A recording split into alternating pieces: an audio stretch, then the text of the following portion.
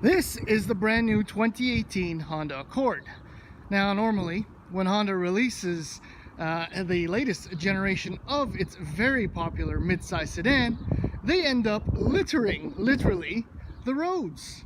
But this time around, that's not exactly the case. Over the next few minutes, we'll try and see if we can't figure out what's going on. Let's get right to the numbers. A base 2018 Honda Accord LX retails for $26,590. That includes the turbocharged 1.5 liter engine, the same that you find in the Honda Civic, except in a slightly different state of tune. You can either opt for a 6-speed manual transmission or a CVT. Now, if you want to get close to what I have right now, you have to get a Sport 2-liter, and that retails for $32,890 with the 6-speed manual transmission. Now, you'll probably have guessed, as per the norm, that my car is a fully loaded touring version, and it retails for $38,890. All things considered, and once you get an idea of what's included for the price, it's not that expensive. Actually, let's get right to it. It's got the 2-liter. This has a 10-speed automatic transmission, which I'll get back to in a few minutes. Standard in this car is navigation, Apple CarPlay, Android Auto, Bluetooth, Honda Link, remote start, heated ventilated front seats, heated steering wheel, heated rear seats, satellite radio, rain sensing wipers, adaptive cruise control, and on and on and on. Now, physically, you get these unique 19-inch scallop style wheels, which when I first saw the pictures, I didn't think I was going to get into it, but they're really, really nice, very unique. And then there's this sculpted hood to remind you of a German car manufacturer, just a tad. It looks very, very nice. And on the topic of good looking, this front end, I swear to you, it's like the best of Acura, the best of Honda, all rolled into one. The headlights are insane. Full LED on this car, head to toe. Look at the snout on that. Oh, it's amazing. And I love this chrome brow and the way the Honda logo sits right in the middle of it. It's, I don't know, this is the best looking Honda since the 98 2002 generation, I think. Honda Accord, more specifically. Yeah, the front end is pretty aggressive. I like the grille. Yeah, that's very nice. Very detailed. Right, overall, look at the profile. It's like 5-door. Look at the front fender flares. This is an attractive sedan. Seriously good looking car. But, you know, that's not all about looks. So let's start looking at options or features. This has an enormous trunk. The width is breathtaking. You can fit 2 golf bags across without even trying, and a few pull carts way back there, some hockey equipment bags, and you got the 60/40 split rear. Now, as you may have guessed, it's gotten big, this car. Look at the length. That's a lot of automobile, and Honda's made good use of that wheelbase too. The rear seat, positively enormous. Look, the passenger side in the front has loads of leg room, and my son's giant seat fits in there so easily, and there's no way he's gonna touch the seat back. Speaking of which, seat back, right in my driving position. Look at the room. It's nuts. It barely fits in the shot. You can stick your feet under there too. It's, look at those calves. What? It's insane. Elbow room. Look at the amount. I don't know if you can see that. The amount of room between my shoulder and the seat pillar. Headroom is very good as well. You can fit easily through across. See, I barely have to scooch over, and there's tons of room. Otherwise, you can always lounge.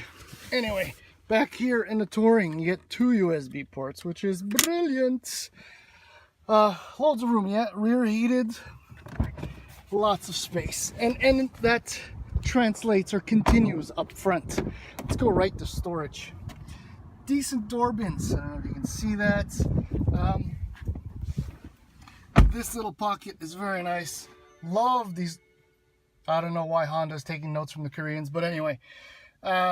Big cup holders. This bin is huge.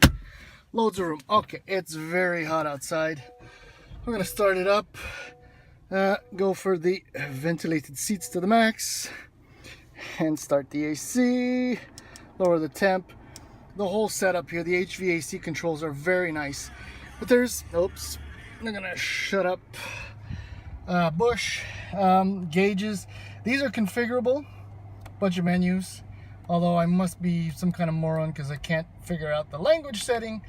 But yeah, that should be in English. Loaded HUD, that's heads up display. It's very nice. Heated windshield. I love that. These are the transmission buttons. You get used to it, I suppose. Drive modes, sports and your eco, and then there's the electric handbrake, whatever. Up here, the fit and finish is nice. The dash is lovely. The wood trim, this is a near luxury car for just under $39,000. I don't think this is gonna work, but you got that screen floating up top there, and it's really odd. It is angled away from me, maybe by only like 8 or 9 degrees, but I can tell. I gotta angle my head to see it, you know, square on. It should be angled towards me. And oddly, they're buttons. I suppose it's a good thing that there are buttons. It's touchscreen as well. It's kind of a mixture of touchscreen and I don't know. Anyhow, it works actually really, really well. The display is huge. And then Honda Accord, right? Hondas are usually well known for their driving characteristics. This one is no different, but perhaps with a few unfortunate discoveries. Anyhow, let's go for a spin. Now, as I was saying, of the unfortunate discoveries that I've made driving around in this 2018 Honda Accord Touring 2-liter turbo, one of them, you can't really hear it, but it's a very unusual dash rattle for a Honda. I mean, I don't remember dash rattles in Hondas, but it's very possible that my memory is completely shot at this point in time. The other one, my side view mirror shakes at 40 kilometers an hour or at 120 kilometers an hour. Very, very odd. Well, let's just get right to it, right? 2-liter turbo produces 273 pound-feet of torque from 1,500 RPM all the way to 4,000 RPM. But it doesn't feel like it's always there. So it's got 252 horsepower at 6,500 RPM. But something happens. It's kind of weird. It is very warm outside, very humid, has been for the last few days. But I'm not going to use that as an excuse because I'm also test driving another car this week that also features a turbocharged 2-liter engine, which is not suffering from this. It's not lag, it's kind of a hesitation. It's like on, off, you know, it's very weird. But the car still happens to be very, very quick. But I was hoping for a little bit more refinement from the powertrain, and most of all from the 10-speed automatic. When I'm driving in the city, seamless shifts, beautiful, smooth operation.